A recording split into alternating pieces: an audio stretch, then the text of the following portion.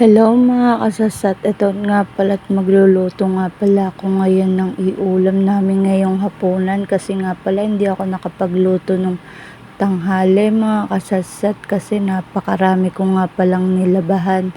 Natambakan nga pala ako ng labahan, bali 2 weeks nga pala akong hindi naglaba kasi nga pala nag-uulan mga kasasat, kaya nakakatamad maglaba kasi pag hindi nga pala natuyo sa araw mga kasasat, kahit nag-dryer ka ay mabaho, may alumuong mga kasasat, kaya hindi ako naglaba. Yun, natambakan ako isang katutak, ay at ginabi na nga rin pala ako dyan mga kasasat. Tapos nga pala ito, magluluto nga na rin ako ng ulamin namin mga kasasat, kasi bumili nga lang din pala ako ng lutong ulam ng tanghali mga kasasat.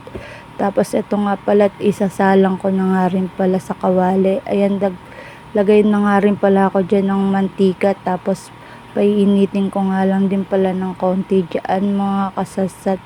Pagtapos ko nga rin dyan mga kasasat, maghihilamos na nga lang din ako kasi anong oras na nga rin ako natapos. Baka mamaya mapasma naman ako pag naligo ako mga kasasat. Ayan nga pala, sinalang ko na nga rin pala yan mga kasasat.